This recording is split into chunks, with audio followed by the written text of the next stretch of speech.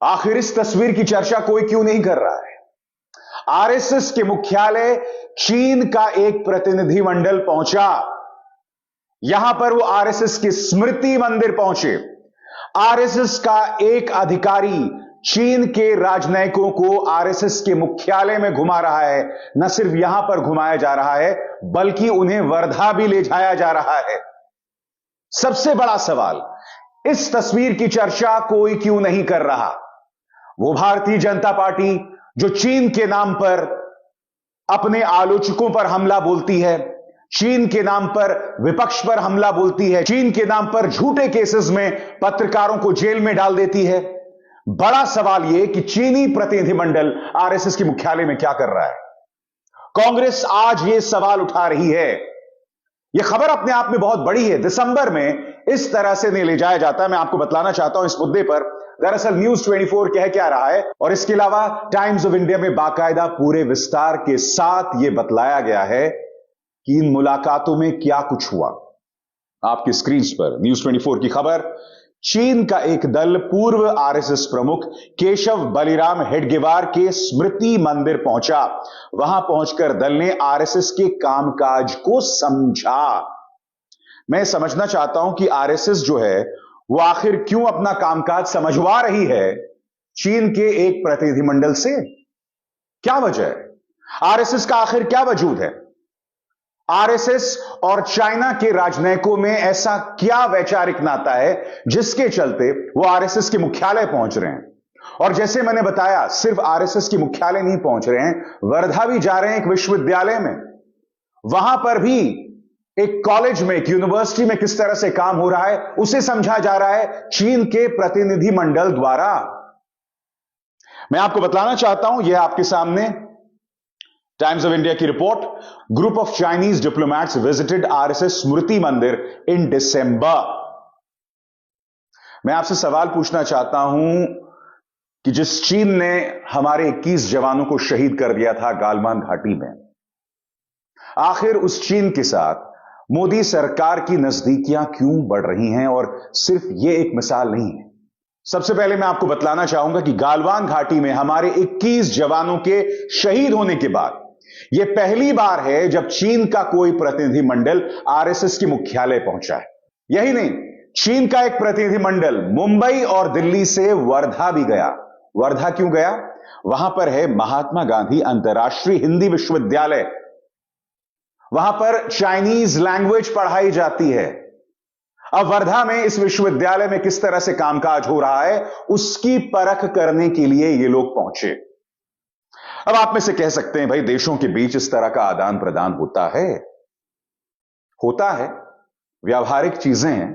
बड़ा सवाल यह कि अगर राहुल गांधी चीनी राजनयिकों से मिलते हैं तो उसको लेकर भारतीय जनता पार्टी हर तरफ चलाती है कि ये देखो देशद्रोही, देशद्रोही, देशद्रोही।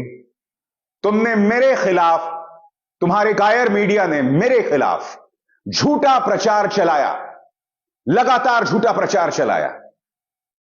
तुम्हारे इनकम टैक्स से लेकर, ईडी से लेकर एंटी टेरर सेल ने मेरे हर पहलू की जांच परख कर ली। बावजूद उसके तुम चीन को लेकर मेरे खिलाफ झूठा प्रचार चलाते हो। बड़ा सवाल यह कि आज की तारीख में कोई भी मोदी सरकार का छोट भैया नेता, कोई भी मंत्री यह आकर आपको नहीं बतलाएगा कि आखिर आरएसएस के मुख्यालय में चीन राजनयिक क्या कर रहे थे। मगर हां, अपने प्रचार तंत्र के जरिए, अपनी एजेंसीज के जरिए, अपनी ताकत के जरिए जो आपसे सवाल करते हैं, आप उन पर अनर्गल केसेस लगाकर उन्हें जेल में डाल देते हैं, उन्हें बदनाम करते हैं। आखिर क्यों? मैं समझना चाहता हूं। बात यहां रुक जाती दोस्तों तो काफी थी। अब मैं आपको कुछ और चीजें बताना चाहता हूं। यह अपने आप में बहुत शॉकिंग है। पत्रकार सुशांत सिंह ने क्या कहा है, इस पर गौर कीजिएगा। अंग्रेजी में मैं पढ़ रहा हूं, फिर मैं इसका हिंदी में अनुवाद करूंगा। First, the Modi government did it for companies under the PLI scheme. Now a cabinet note for non-PLI companies too, and no university qualifications bar too. The point is that the Indian industry is so dependent on Chinese technicians for its manufacturing, despite what PLA has done in Ladakh. Chinese सेना ने गालवान घाटी के हमारे उन हिस्सों पर कब्जा कर लिया एक जमाने में जहां हम आसानी से गश्त लगा सकते थे। आज वो हिस्से बफर जोन बन गए दोस्तों। मगर इस खबर के मुताबिक क्या हो रहा है? Government was easing visas for Chinese professionals. भारतीय उद्योग जगत को चाइनीज टेक्नीशियंस की जरूरत है, लिहाजा मोदी सरकार वीजा के मानदंडों को अब चाइना के लिए हल्का करने वाला है, आसान करने वाला है। मैं फिर आपसे सवाल पूछना चाहता हूं दोस्तों, अगर किसी और सरकार ने किया होता, खासकर 21 जवानों की शहादत की पृष्ठभूमि में, तब भाजपा क्या करती बताइए ना। चाइना के नाम पर आपने क्या क्या नहीं कहा है। और आज चीन का प्रतिनिधिमंडल आरएसएस के मुख्यालय जाता है। आप वीजा के मानक उनके लिए हल्के कर रहे हैं, उनके लिए आसान कर रहे हैं। क्यों? क्योंकि भारतीय उद्योग जगत को जरूरत है चाइनीज टेक्नीशियंस की। यह सब हो रहा है दोस्तों। कोई मीडिया आपके सामने यह सवाल नहीं रख रहा है, कोई भी इस मुद्दे को लेकर सवाल नहीं उठा रहा है, जो अपने आप में कितना शॉकिंग है, कितना शॉकिंग है। कांग्रेस इस पर सवाल उठा रही है। क्या कह रही है सुप्रिया श्रीनेत, आइए सुनते हैं। मोदी और चीन की प्रेम कथा तो जग जाहिर है, और उस प्रेम कथा में अब एक त्रिकोणीय एंगल आरएसएस का आ गया है। लेकिन यह चिंता का विषय है, और चिंता का विषय इसलिए है क्योंकि पहली बार इतिहास में चीन के राजनयिक, चीन के दूतावास के जो टॉप ऑफिशियल्स हैं, वो आरएसएस के हेडक्वार्टर नागपुर में गए। वो वहां क्यों गए? आरएसएस कोई राजनीतिक दल नहीं है, आरएसएस सरकार का हिस्सा नहीं है, आरएसएस तो अपने आप को गैर राजनीतिक दल, सांस्कृतिक दल बताता है। तो वहां पे क्या हुआ? और चिंता इसलिए है क्योंकि उस मीटिंग के कुछ ही दिनों बाद चीन के मुखपत्र ने मोदी जी की तारीफ में कसीदे पढ़े। यह अलग बात है कि बायां हाथ कुछ और कर रहा है, दाहिने को उसका पता ही नहीं है, क्योंकि अभी जनवरी 2024 में इस देश के विदेश मंत्री ने कहा चीन और भारत के रिश्ते सामान्य नहीं है। तो जब रिश्ते सामान्य नहीं है तो वहां पर चीन के दूतावास के लोग क्यों गए आरएसएस? यही नहीं दोस्तों, आपने सुना होगा कि सुप्रिया श्रीनेत ने इस बात का भी जिक्र किया अपने बयान में कि किस तरह से अब चाइनीज मीडिया प्रधानमंत्री नरेंद्र मोदी की तारीफ कर रही है। यह खबर देखिए द ट्रिब्यून की। Chinese media praises Modi's foreign policy. अब चाइनीज सरकार का जो पिछलग्गू मीडिया है, उनका जो ऑफिशियल मीडिया है, वो प्रधानमंत्री नरेंद्र मोदी की विदेश नीति की तारीफ कर रहा है। मैं फिर आपसे सवाल पूछना चाहता हूं दोस्तों, आप जब भाजपा के प्रचार में बहकर, उससे ब्रेन वॉश होकर दूसरों को चाइनीज प्रोपेगेंडिस्ट, चाइनीज दलाल बताते हैं, तो इन तमाम नीतियों के बारे में आपका क्या कहना है? आरएसएस के मुख्यालय चाइनीज प्रतिनिधिमंडल पहुंच रहा है।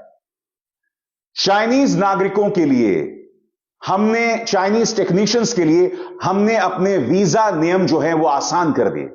प्रधानमंत्री नरेंद्र मोदी की विदेश नीति की तारीफ चाइनीज मीडिया कर रहा है। और सबसे बड़ी बात,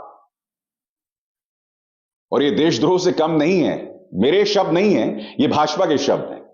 हमारे विदेश मंत्री ने एक इंटरव्यू में यह तक कह डाला था कि हम चीन से कैसे मुकाबला करेंगे, वो तो एक बहुत बड़ी अर्थव्यवस्था है।